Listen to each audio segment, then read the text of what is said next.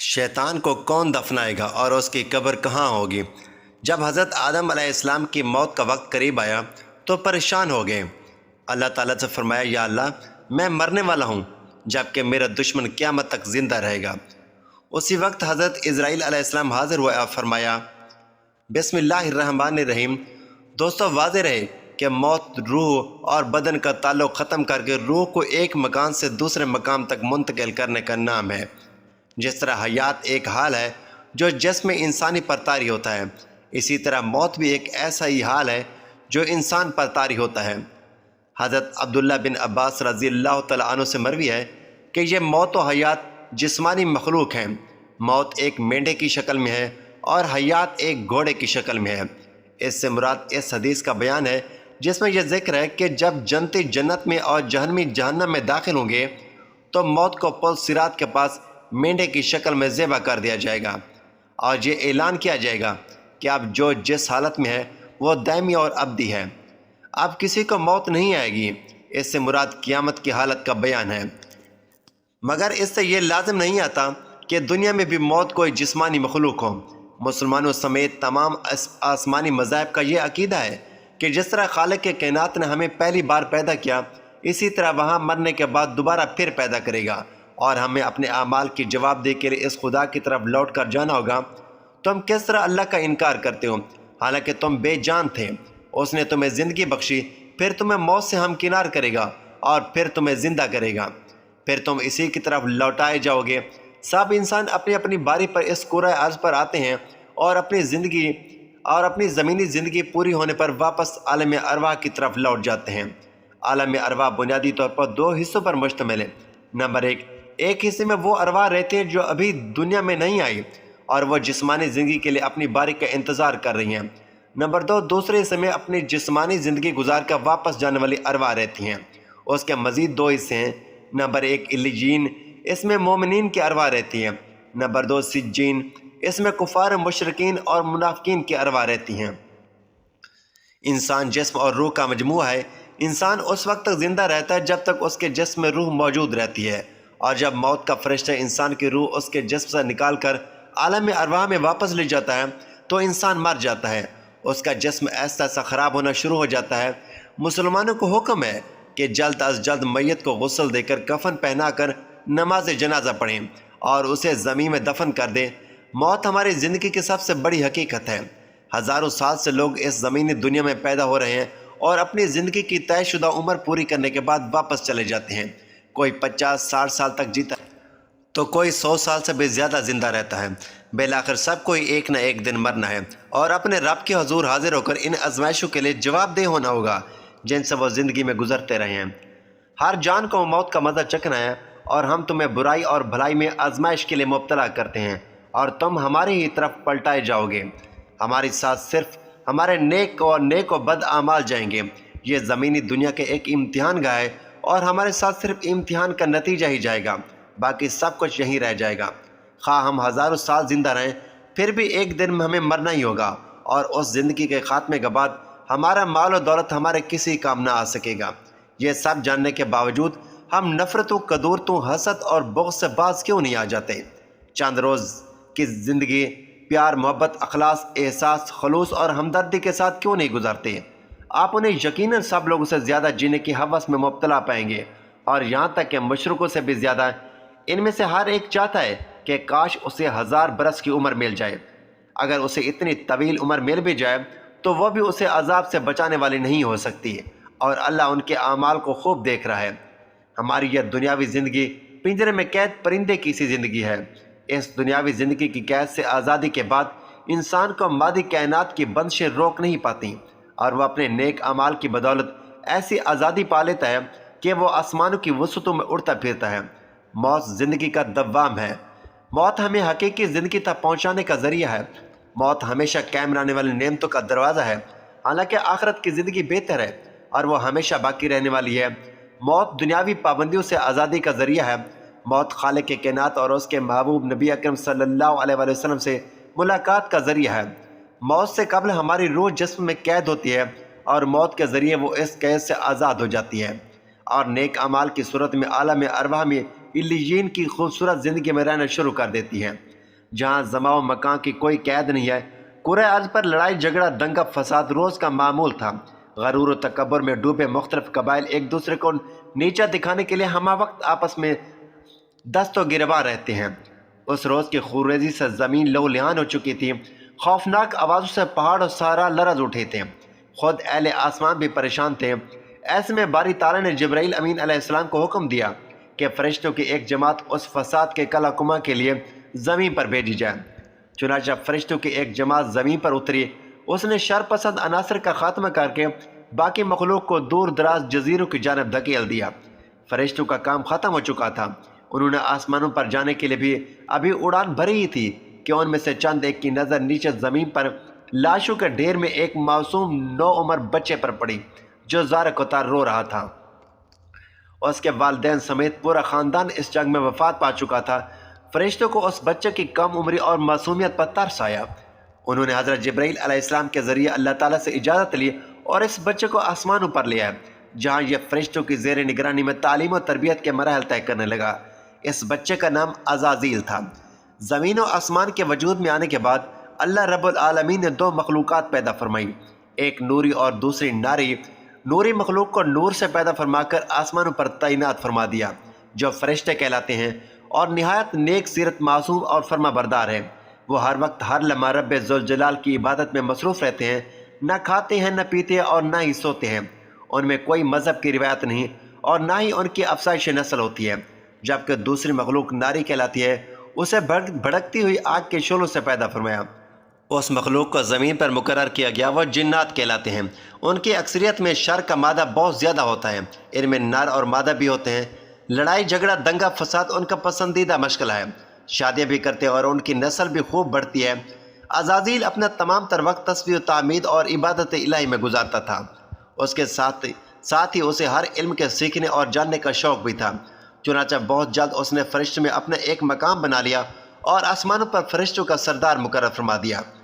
اہل آسمان اسے معلم ملکوت کے نام سے یاد کرنے لگے۔ اللہ تعالیٰ نے اسے 4 پروں سے نوازا تھا اور گزرے وقت کے ساتھ ساتھ اس کے درجات میں اضافہ ہوتا جا رہا تھا۔ فرشتوں میں یہ احساس پیدا ہو چلا تھا کہ شاید اللہ تعالیٰ اس سے کوئی بڑا یا منفرد کام لینے والا ہے۔ اس بات کا کچھ اندازہ عزازیل کو بھی ہو چکا تھا۔ شاید یہی وہ احساسات تھے کہ جب اس کے دل کے کسی کونے میں احساس سے بدتری کے بیج میں سے تکبر کی ایک ننھی سی کونپل پھوٹ اٹھی، جو وقت کے ساتھ ساتھ پروان چڑھتی رہی اور وہ فرشتوں ملائکہ میں مغرور اور مشہور ہو گیا۔ لیکن اسے اس بات کی قطعی پرواہ نہ تھی کہ اہل آسمان اس کے بارے میں کیا رائے رکھتے ہیں۔ وہ تو اپنے رب کے زیادہ سے زیادہ قربت حاصل کرنے کی جستجو میں مصروف رہتا، کیونکہ ہمارا ایمان ہے کہ اللہ تعالیٰ کا کوئی بھی کام حکمت سے خالی نہیں ہوتا۔ یہ وہ وقت تھا کہ جب عزازیل اللہ کے مقرر فرشتوں میں اپنا مقام بنا چکا تھا، اور پھر وہ مبارک دن بھی آ گیا جب رب ذوالجلال نے فرشتوں کو مخاطب کر کے فرمایا، میں زمین پر اپنا نیب بنانے والا ہوں۔ ملائکہ نے اللہ تعالیٰ کا یہ فیصلہ سنا تو انہیں کچھ حیرانی ہوئی، اس لیے کہ زمین کی مخلوق کا دنگا فساد ان کی آنکھوں کے سامنے تھا۔ اللہ تعالیٰ نے حضرت آدم علیہ السلام کی پیدائش سے 10,000 سال پہلے زمین پر جنات کو پیدا فرمایا تھا، جنہوں نے پہلے دن سے ہی زمین پر قتل و غارت گری مچا رکھی تھی۔ چنانچہ فرشتوں نے عرض کیا، اے پروردگار، یہ زمین پر فساد برپا کریں گے، آپس میں خون ریزی کریں گے، جبکہ ہم تو دن رات تیری تسبیح و تعمید میں مصروف رہتے ہیں۔ اللہ تعالیٰ نے فرمایا، بے شک لیکن جو کچھ میں جانتا ہوں وہ تم نہیں جانتے۔ چنانچہ فرشتوں نے مشیت الہی کے آگے سر تسلیم خم کر دیا۔ پھر اللہ تعالیٰ نے فرمایا، میں مٹی کا ایک انسان بنانے لگا ہوں، پھر جب بنا چکوں اور اس میں اپنی روح پھونک دوں تو تم اس کے آگے سجدے میں گر پڑنا۔ ابلیس کے غرور نے اسے مردود بنا دیا۔ جب اللہ تعالیٰ نے فرشتوں کو سجدے کا حکم دیا تو وہ سب سجدے میں گر گئے، مگر شیطان نے انکار کیا اور غرور و تکبر میں آ کر کافر بن گیا۔ اللہ تعالیٰ نے فرمایا، اے ابلیس، تجھے سجدہ کرنے سے کس چیز نے روکا؟ اس نے کہا، یا اللہ، میں اس سے افضل ہوں، مجھے تو نے آگ سے پیدا کیا اور اسے مٹی سے بنایا۔ تو اللہ نے فرمایا، تو بہشت سے نکل جا، تجھے شیطان نے کہ یہاں غرور کرے، بس نکل جا، تو مردود ہو گیا۔ اس نے کہا، مجھے روز محشر تک کی مہلت دے دے۔ اللہ نے فرمایا، جا، تجھے مہلت دی جاتی ہے۔ پھر شیطان نے کہا، مجھے تو آپ نے ملعون کیا ہی ہے، مگر میں بھی تیرے سیدھے راستے پر چلنے والوں کو بہکاؤں گا، ان کے آگے سے، پیچھے سے، دائیں سے، بائیں سے، غرض ہر طرف سے آؤں گا، اور تو ان میں سے اکثر کو شکر گزار نہیں پائے گا۔ اللہ نے فرمایا یہاں سے ذلیل و خوار ہو کر نکل جا، ان میں سے جو شخص تیرا کہنا مانے گا میں تجھ سمیت ان سب سے جہنم کو بھر دوں گا۔ بارگاہ خداوندی سے دھتکارنے جانے کے بعد شیطان عزازیل سے ابلیس بن گیا۔ اس کے غرور و تکبر اور رعونیت کی بنا پر اس کی ہزاروں سالوں کی تسبیح و تقدیس اور عبادت و اطاعت اس کے منہ پر مار کر اسے عرش سے فرش پر پٹخ دیا گیا۔ ناظرین، قرآن میں اللہ تعالیٰ نے ارشاد فرماتے ہیں کہ ہر نفس کو موت کا ذائقہ چکھنا ہے، یعنی کائنات کی ہر جاندار کے لیے اللہ پاک نے موت کا وقت اور جگہ متعین کر رکھی ہے۔ اس سے کسی کو چھٹکارا نہ ملے گا اور نہ ہی کوئی اس سے بھاگ سکے گا، اس لیے ابلیس شیطان کو بھی ایک دن موت آئے گی۔ ناظرین، جب شیطان مردود کو اللہ تبارک و تعالیٰ نے جنت سے نکال دیا تو اس نے اللہ تبارک و تعالیٰ سے قیامت تک کے لیے مہلت مانگی کہ قیامت سے پہلے مجھے موت نہ آئے، لیکن اللہ پاک نے اسے وقت مقررہ تک یعنی خاص وقت تک مہلت دی، جسے قرآن کریم کی سورۃ ہجر میں یوں بیان فرمایا گیا ہے۔ اس نے کہا اے پروردگار، لوگوں کو زندہ کیے جانے تک مجھے مہلت دے دی جائے۔ اللہ تبارک و تعالیٰ نے ارشاد فرمایا تجھے مہلت دی جاتی ہے وقت مقررہ تک کے لیے۔ ناظرین گرامی، وقت مقرر کو مفسرین نے اس وقت تک کے لیے لکھا ہے جب حضرت اسرافیل علیہ السلام پہلی دفعہ سور پھونکیں گے۔ ناظرین، قیامت کی نشانیں جب پوری ہو جائیں گی تو مومنوں کے بغلوں کے نیچے سے ایک خوشبودار ہوا گزرے گی جس سے تمام ایمان والے وفات پا جائیں گے، اور پھر اس کے بعد 40 سال کا زمانہ گزرے گا کہ جس میں کوئی بچہ بھی پیدا نہ ہوگا، یعنی ہر انسان کی اوسط عمر 40 سال رہ جائے گی، کیونکہ مومنین اس وقت تک ختم ہو جائیں گے اور صرف کافر و مشرک باقی رہ جائیں گے۔ ایک تفسیر در منصور جلد 5 صفحہ نمبر 71 پر لکھا ہے کہ جب مومنین کی وفات کو 40 سال گزر چکے ہوں گے تو پھر حضرت اسرافیل علیہ السلام پہلی دفعہ سور پھونکیں گے۔ شروع میں اس کی آواز نہایت کم ہوگی کہ لوگ کان لگا کر سنیں گے، مگر پھر یہ بڑھتی بڑھتی اس قدر زیادہ ہو جائے گی کہ کانوں کے پردے پھٹ جائیں گے، ان کے نتھروں سے پیپ بہنا شروع ہو جائے گی اور لوگ مر جائیں گے، انسان، جن، فرشتے، یہاں تک کہ شیطان ابلیس کو بھی اس نقطہ اولا کے وقت موت آئے گی۔ اس کے 40 سال بعد حضرت اسرافیل علیہ السلام دوسری مرتبہ سور پھونکیں گے تو پھر تمام مردے زندہ ہو جائیں گے اور قیامت قائم ہو جائے گی اور میزان لگے گا، یعنی نقطہ اولا کے وقت ابلیس کو موت آئے گی اور نقطہ اولا اور نقطہ ثانیہ کے مابین 40 سال کا عرصہ ہوگا، اور یہ کہ ابلیس 40 سال تک مردہ رہے گا۔ ناظرین، آئیے اب اس بات پر روشنی ڈالتے ہیں کہ ابلیس کو موت کیسے آئے گی اور وہ یہ 40 سال مردہ حالت میں کہاں گزارے گا۔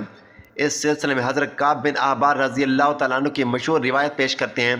حضرت کعب بن احبار رضی اللہ تعالیٰ عنہ ارشاد فرماتے ہیں کہ جب اول بشر یعنی حضرت آدم علیہ السلام کی وفات کا وقت آیا تو وہ پریشان ہو گئے اور اللہ تبارک و تعالیٰ سے عرض گزار ہوئے، اے اللہ، میری موت سے میرا ازلی دشمن خوش ہوگا کیونکہ میں مرنے والا ہوں اور وہ قیامت تک کے لیے زندہ رہے گا۔ اسی وقت ملک الموت حضرت آدم علیہ السلام کی خدمت میں حاضر ہوئے اور فرمایا، اے ابو آدم، آپ علیہ السلام وفات کے بعد جنت میں رہیں گے، جبکہ ابلیس کو قیامت تک جہنم میں رہے گا۔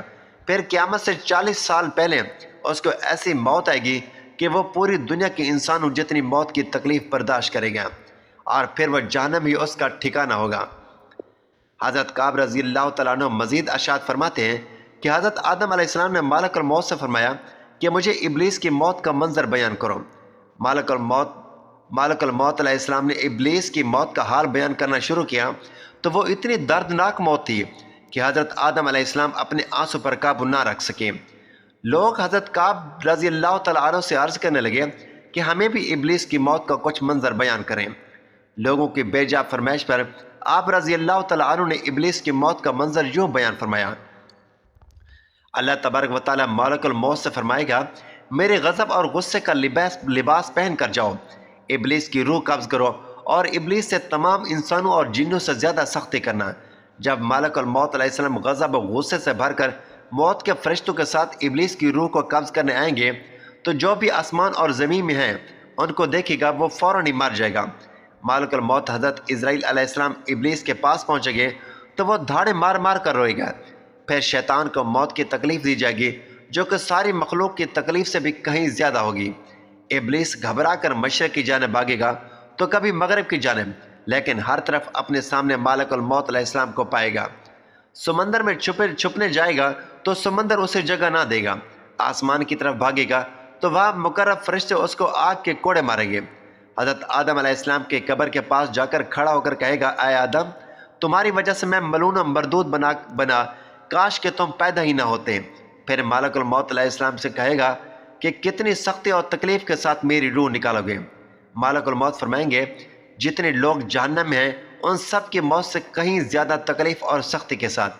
یہ سن کر شیطان تڑپنے لگے گا اور چیختا چلاتا ادھر ادھر بھاگنے لگے گا اور اسی جگہ پہنچ جائے گا جہاں اس نے جنت سے نکلنے کے بعد پہلا قدم رکھا تھا۔ وہ جگہ آگ کے انگارے کی طرح سرخ ہوگی، زمین سنگھاڑے کی طرح ہو جائے گی اور زبانیاں فرشتے اس کو گھیر لیں گے اور زنبوروں اور آروں سے اس کو چیریں گے جب تک اللہ تبارک و تعالیٰ چاہیں گے۔ اس وقت تک حالت نزع اور موت کے غضب و غصے کا شکار رہے گا، اور وہاں جہنم کو سنگھاسیاں لگی ہوئی ہوں گی، ان سنگھاسیوں سے تڑپا تڑپا کر اس کی جان نکالی جائے گی۔ حضرت آدم و حضرت حوا علیہ السلام سے کہا جائے گا، ذرا اپنے دشمن کو دیکھو کس طرح ذلت کے ساتھ مر رہا ہے۔ وہ دیکھ کر کہیں گے، یا اللہ، تو نے ہم پر اپنی نعمت مکمل فرما دی۔ ناظرین، انہی جہنم کے گڑھوں میں ابلیس 40 سال تک مردہ رہے گا اور یہی اس کی قبر ہوگی۔ پھر 40 سال بعد دوبارہ حضرت اسرافیل علیہ السلام سور پھونکیں گے تو تمام مردے زندہ ہو جائیں گے اور حساب و کتاب کا عمل شروع ہوگا۔ ناظرین گرامی، اس کائنات کی ہر چیز فنا ہونے والی ہے۔ اگر کسی کو دوام حاصل ہے تو وہ صرف اللہ تبارک و تعالیٰ ہی کی ذات ہے۔ بس ہمیں ہر وقت تیار رہنا چاہیے کہ کیا پتہ کب اور کون سی گھڑی ہماری اس دنیا میں آخری گھڑی ہو اور پھر ہمارے پاس پچھتاوے کے علاوہ کچھ باقی نہ رہے۔ اللہ تبارک و تعالیٰ سے دعا ہے کہ اللہ تبارک و تعالیٰ ہمیں آخرت کی تیاری کرنے، نیک عمال کرنے اور گناہوں سے بچنے کی توفیق عطا فرمائے۔ آمین یا رب العالمین۔ ناظرین، کمنٹ باکس میں اللہ تعالیٰ کے 99 ناموں میں سے ایک نام ضرور ٹائپ کریں۔ اگلے ویڈیو تک کے لیے اجازت دیجیے۔ اللہ حافظ۔